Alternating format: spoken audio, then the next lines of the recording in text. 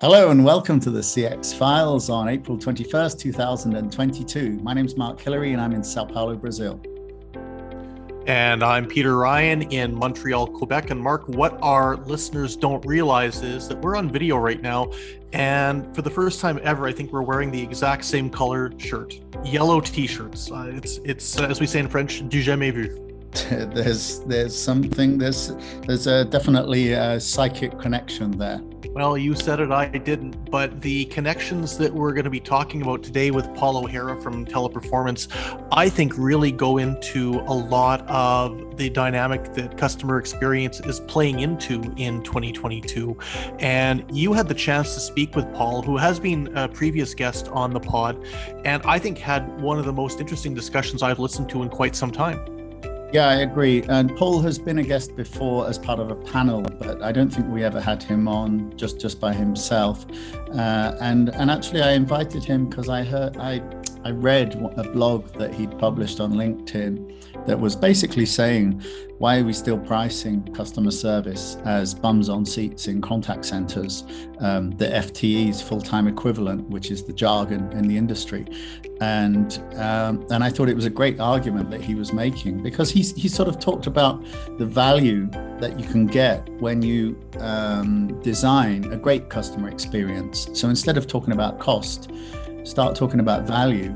And the cost of that actual contact center process kind of melts away anyway. You're right. And this is a topic we've been hearing about now for a few years. I can recall even prior to the pandemic, this idea about pricing for value as opposed to FTEs was very much on the radar of a lot of different organizations, especially as AI-driven automation was becoming very much the watchword. Now we've got self-help as well factored into the equation. And Paul makes a number of really good points in the discussion about the direction that this might end up going. It's very early days yet, but there was a couple of things that he alluded to, one of which that I recall at the end of the interview that you had with him related to almost like a wholesale change when it comes to the RFP process and how this is going to play out, which is something, if I'm honest with you, a lot of providers, I think, would welcome. It's a very challenging part of the business, a very necessary part, but certainly one that, in my view, and I think the view of many individuals, could very well be streamlined and optimized to have a much greater reflection about today's CX market as opposed to the one it's modeled on from 20 years ago. Yeah, exactly. And I think that, during the conversation, we talked about e-commerce and cart abandonment. And I think that was a great example of where actually designing good processes can completely change the game. Because right now, the average is about 70%. I mean, customers that go on your website or app, browse stuff, put it in the basket, but then never actually get around to paying for it.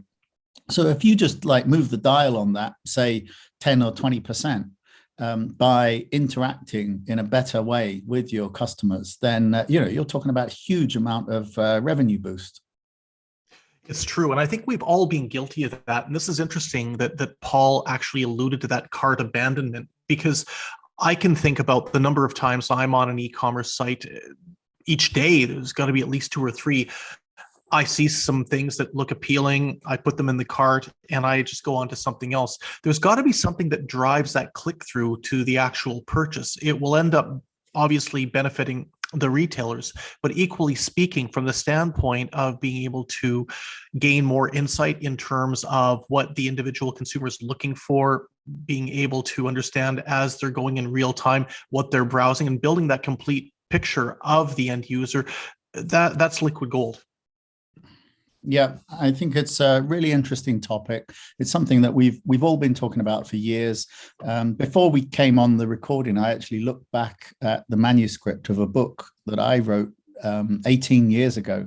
And I was talking in there about gain sharing and partners working together, creating value out of customer relationships rather than just charging for people in a contact center. So this is something people have been talking about for years, but I think now you can sort of sense the frustration in Paul with the interview that he's basically saying, look, we just need to change the entire procurement process.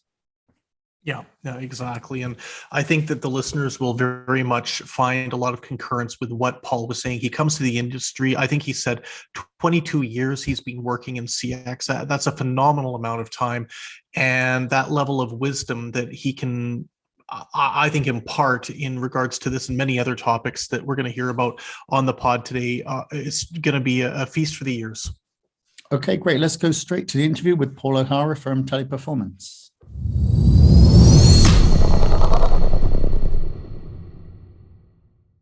All right, Paul, it's great to get you back on the podcast. I know that you were part of a panel session that we had around the end of the year, sort of looking forward to 2022. But I wanted to get you on just yourself to talk to you about a blog you wrote recently. I saw it on LinkedIn, and it was titled, "It's Time to Start Valuing CX Partnerships." I mean, what were the experiences or ideas that led to you posting this in the first place? Yeah, that's a great question, Mark, to start with, and thanks for posing that one. Yeah, the catalyst for my blog really is the pipeline I have of multiple new business opportunities, which I'm going to say have been fueled by current incumbents' inability to deliver what I refer to as basics when it comes to language support, when it comes to proficiency with languages and articulation in particular, which leads to poor quality interactions, and also many occasions that I'm aware of, inability to flex and scale during last year's quarterly four peak season. So that's what really drove me to write that. And the kind of notion of the organizations that I'm dealing with are for all it's not working for them right now. They're outsourced partnerships. They're based on price. They're based on cost. They're based on kind of antiquated, what I call FTE models, etc., rather than real value. And even though we've been asked to step in and help and solve and remedy, there's still an overarching kind of notion that it's got to be done at a low cost, even though low cost in such instances is proven not to work. Yeah, and you mentioned right in the first line of the article that you almost apologized, saying this might be a controversial viewpoint. And is that because the basic sort of logic of your argument is, as you've just said, so many contracts are offered based on FTEs, and just to summarize for anyone not familiar with the jargon, that's a full-time equivalent. Effectively, we're talking about one person in a seat in a contact center forming the kind of fully loaded price. So the fact that everything is still focused on cost and price, is that your basic point then? Yeah, kind of. I mean, I've been in this industry for 22 years and I absolutely love it, but I also see the real benefits and value that really good outsourced relationships and partnerships can bring. And we work with many organizations, have done for years, where we've really driven value, and the partnerships have been based on openness and trust. But still, I find it absolutely incredulous, Mark, which is why I talked about being controversial.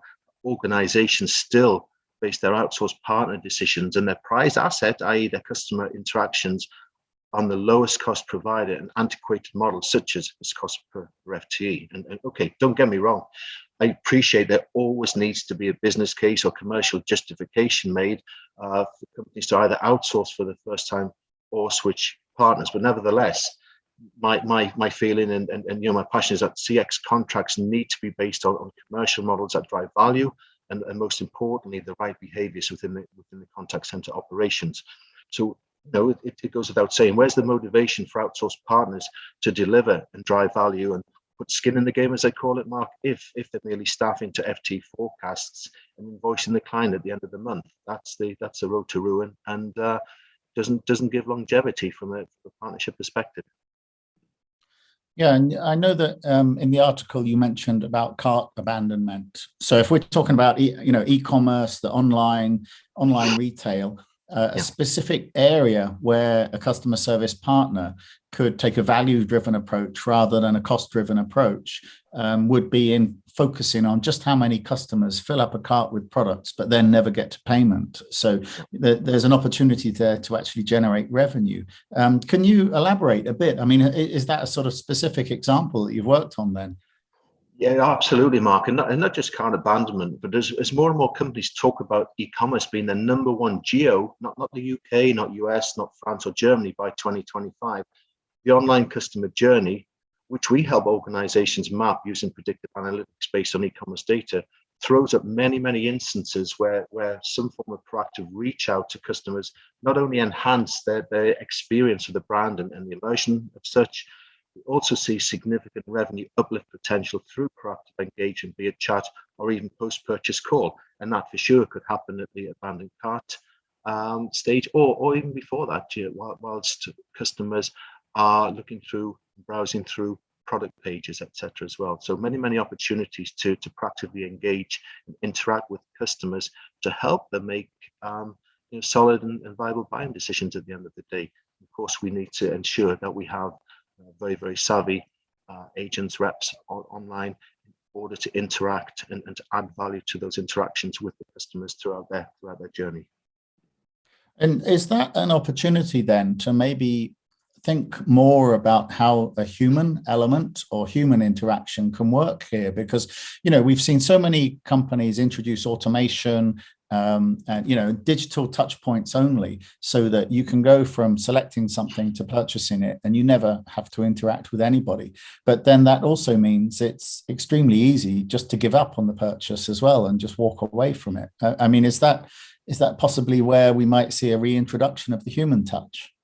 Absolutely. Whilst I'm going to call non-value added contacts who could be handled by self-help or automated for sure, then higher value contacts, there's definitely a need and I think a requirement still for human interaction, where empathy comes into play, but also knowledge of features, functions, benefits of products that customers are browsing. And I think certainly for high-end interactions where there is value or revenue attached as well, then for sure you cannot beat human touch. Definitely not. Well, I know that you work with some really big, major international and famous brands on their customer experience plans.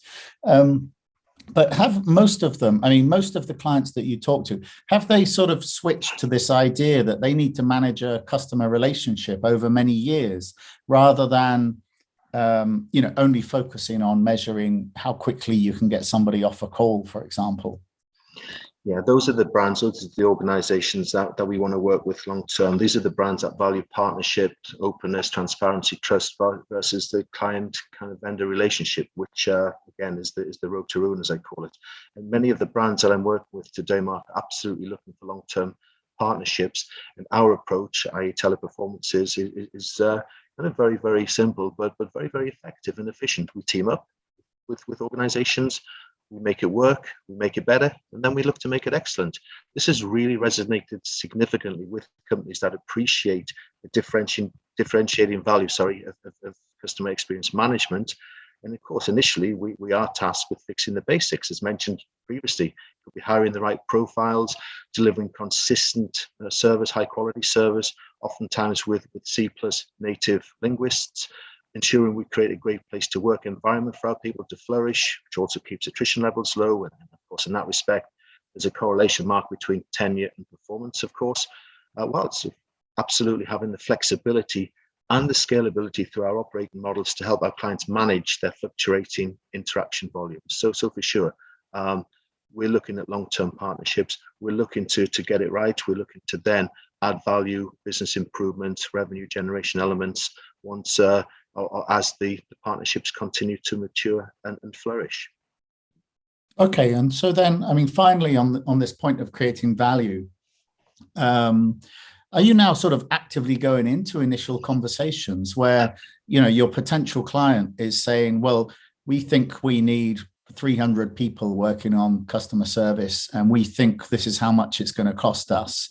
And you sort of just turn the conversation around and say, you know what, actually, here's how much revenue we could generate together. Let's start talking about that instead. Absolutely, and I many times I get hit with a budget which is unrealistic. So especially when we look at the drivers of the tender process and everything else as well. And I sometimes think, if we can't generate more than that budget in terms of revenue, then we may as well pack it up and go home. But Mark, I'm actually on a crusade. I'm smiling when I'm saying this because I've been on this crusade for a while to eradicate the formal RFP process to a degree, where organisations are having to sift through a dozen tender submissions before awarding their customer interaction to the lowest cost provider. I'm looking to educate more on value and the benefits that an open and transparent outsourced partnership can bring. So I see my role in that of my Teleperformance business development peers to educate our clients as to what might be possible, especially through active online selling. Ultimately, we're looking to move our client service function from a cost to a value center, whilst of course all the while increasing the total customer lifecycle value. And I think if we can really educate and start working to those principles and fundamentally so, then I think the outcome is long-term, very, very valuable partnerships and benefits aplenty for the most important, as I call it, assets of our client organizations, i.e. the customer interaction. I mean, ultimately, then, you talk about your mission to end the formal kind of RFP process or the RFP process as we know it. Do you think that that's because it's come out of procurement departments traditionally, and if you're a procurement manager and you're charged with buying 10,000 post-it notes, then you're going to compare 3 or 4 different suppliers and find who does the best deal. And we still have that kind of mentality going into building a long-term relationship with customers.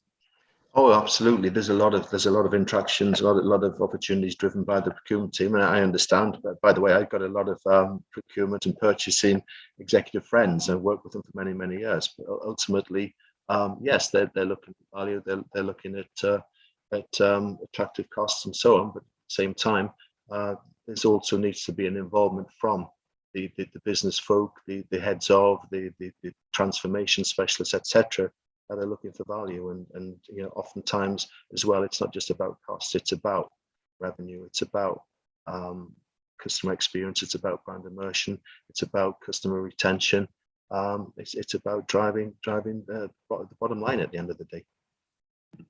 All right, Paul, that's great.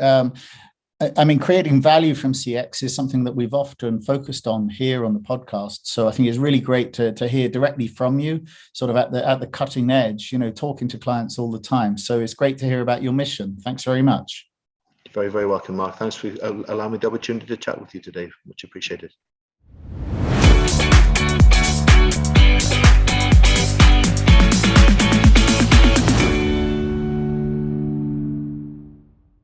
Thanks for listening to the CX Files podcast. We really appreciate your feedback and suggestions. You can reach myself, Mark Hillary, or Peter Ryan via LinkedIn. Please also leave a rating or review on your favourite podcast provider, as that helps more people to find us.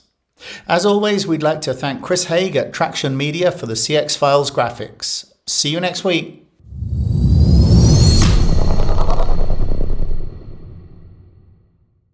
Hello and welcome to the CX Files on April 21st, 2000. Okay, let's start again.